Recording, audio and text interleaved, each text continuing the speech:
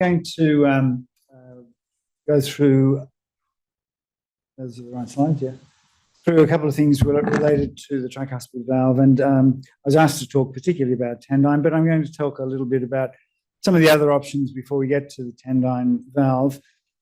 Again, I'm going to start with a case history. This was a 78-year-old woman we treated about a year ago.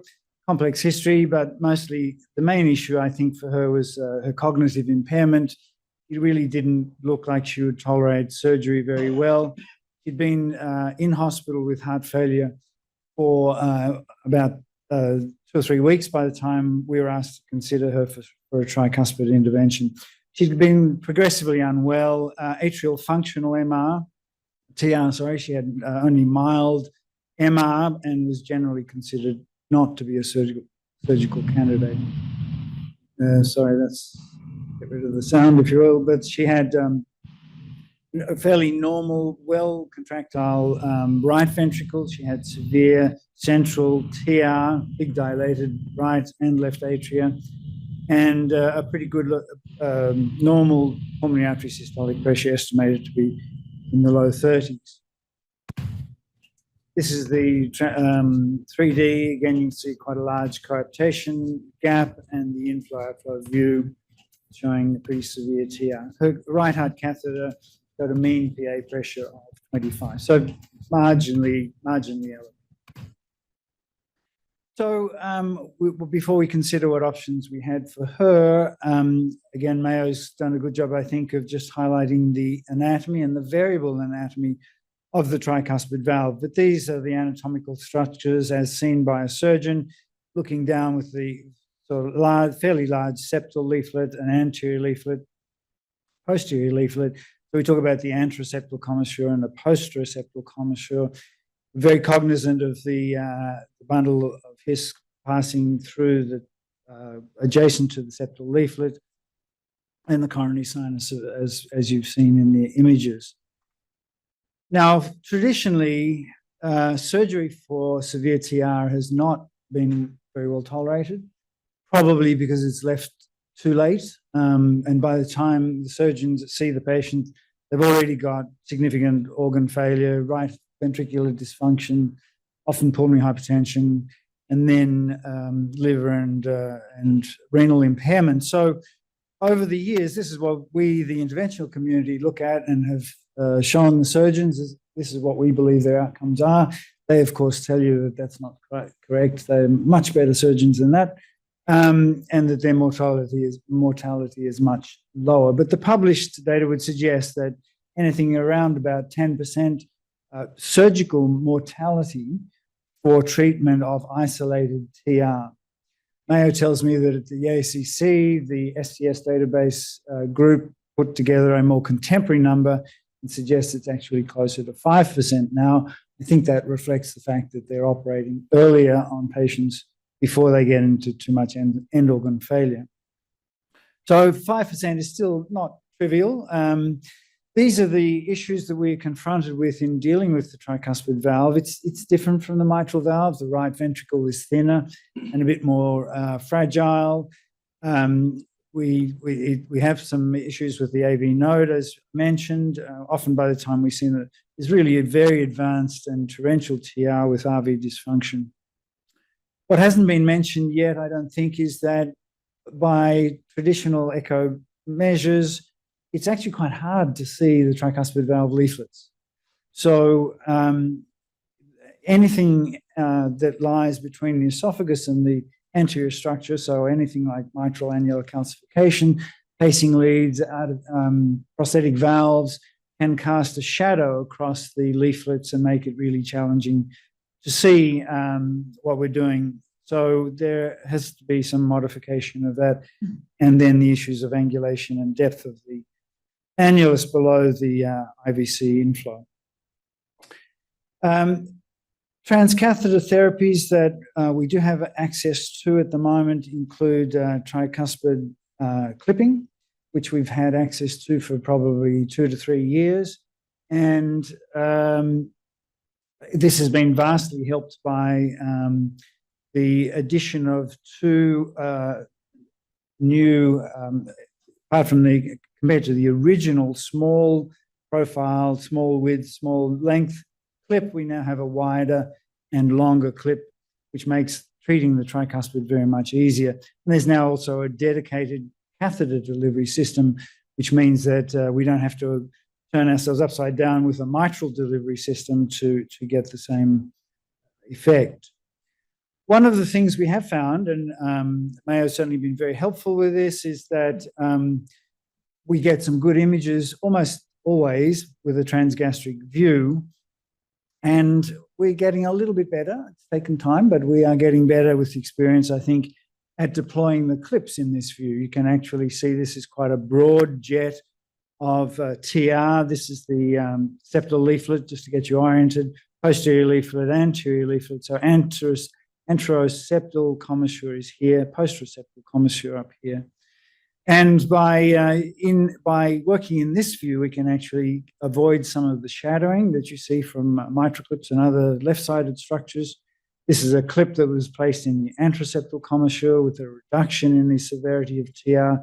Then put a clip in the posterior commissure and almost got rid of the TR. So clipping is a good procedure. We're getting better at it. We've only been doing it, I suppose, for 2 or 3 years, and it has taken a little time to get comfortable with it. But I think with some of the newer imaging approaches and the availability of the several clips, I think we can get a decent result for many of those that are not torrential. There are some data to suggest that this is certainly a safe procedure. There have been a number of registries looking at tri-clipping that all suggested that patients were doing very well, but mostly suggested it was a very safe procedure. It's hard to make them much worse when they've got torrential TR. There was a pivotal trial that randomized tri-clip against medical therapy, and this was presented last year and published in the New England Journal. This trial has been criticized. I've been criticized this trial a little bit because I think they took really ideal, fairly straightforward, relatively early, relatively asymptomatic patients and didn't have a chance really of showing an efficacy benefit. And certainly all of the efficacy measures really didn't show any benefit. But they did show that it was safe. They did show that it was effective in reducing symptoms and staying out of hospital a little bit. And on the basis of this, the FDA actually approved it, which was a little bit of a surprise to me, I must admit. What about those where really the anatomy just isn't suitable for tri-clipping? This is the very torrential, wide open, perhaps the septal plastered down. What about replacing the valve? There are, as you've seen from Mayo and from that last slide, many, many options that are being evaluated. One of the most mature of those is the Evoke valve from Edwards. And this was the subject of, again, a number of registries.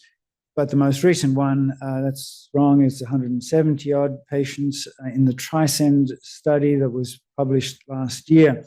This is the original version of this was the CardiaQ valve, which was the first valve implant ever implanted in Denmark a very long time ago in the mitral valve space. It's gradually evolved to this device, which is now predominantly being used in the tricuspid space. The Trisend study was published last year. This is a registry, single-arm registry, very low cardiovascular mortality at 30 days, and even at 1 year, only a 9% mortality. The price paid for using this sort of device was bleeding, so 26%, quite significant bleeding, and about 13% required a pacemaker. But they did show very good reduction in severity of TR and survival, as I mentioned, 90% out at 12 months. So these were very heartening results. We can get around some of the things, some of the issues that were raised in the trial, but based on this registry, the FDA approved the device for tricuspid therapies in February this year. So what about we don't have access to the evoke valve yet, but I believe we might for 2 minutes longer, hopefully. What we do have access to is the V-dyne valve, which is an interesting concept. In contrast to all the mitral valves and to evoke and the other tricuspid valves, this does not come out coaxially to the plane of the annulus. It actually comes out in parallel to it.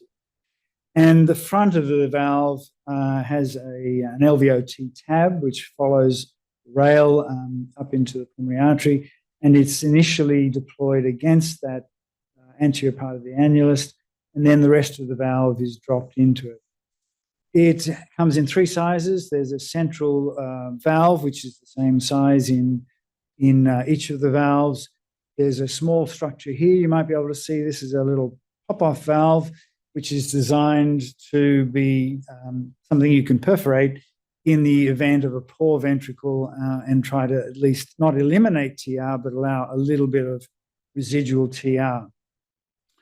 There are a number of markers that facilitate making sure that the device is coaxial and is in the right plane before you release it. These are a number of things that were design characteristics. I wouldn't say they're all necessarily true, but the aim was to have a low-profile system that can be retrieved from the space following deployment. It's actually 32 French, which is not trivial. There are 5 valve sizes. It can be recaptured. It certainly can be repositioned before it's completely released. It was thought to be mostly delivered by fluoro guidance rather than echo, but increasingly I think we found echo to be invaluable in making sure that it's in the right place and in the right plane. There are few anatomical exclusions. We've had 1 or 2 knocked back because of annular size. At the moment, we're still not using this in patients with pacemakers or other IEDs, but the device has been designed with that in mind. It should be possible, and we will start doing those reasonably soon.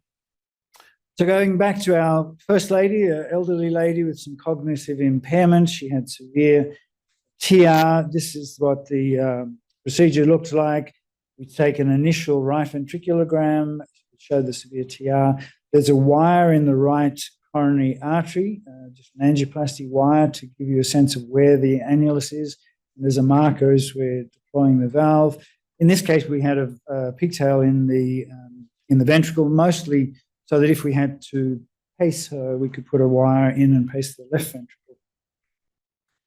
I won't go through this, I don't think. It takes a few seconds, but the idea again is to make sure you're not tangled up with the chordae. So there's an initial echo imaging and fluoroscopic approaches to try to make sure that the wire is in the right place. The delivery system then is advanced to the IVC opening. A guiding rail is passed over the wire, and then you can see this comes out in parallel to the annulus pretty much. You can readjust it, redeploy it, make sure it is indeed coaxial to the annulus in the right plane, and then push down the tail so that it sits down under the annulus, and you then can release a little tail at the back end to hold it in place. So this is what it looks like fluoroscopically coming out sideways. There are a number of markers here to help you know that you're in the right plane and not tilted to relative to the annulus. And this is what it looks like in what's called the barrel view, looking straight up the barrel of the valve. And this is what it looked like by echocardiography. No TR at all initially, or prior to discharge, or last week when we saw her for the 1-year follow-up. So she's done very well. She stayed out of hospital, has had no heart failure since her procedure. So this was a very good procedure for her. There are now, this trial is called the VISTA trial. It's ongoing. There have been a number of compassionate studies done. I think in total there's about 20 devices that have been deployed. The VISTA trial itself, though, has 5 Australian sites signed up. There have been, I think, nearly 10 cases done. one case in the VISTA trial in the US, and we're looking for a total of 40 patients. So I think I'll leave it there, and thank you very much for your attention. And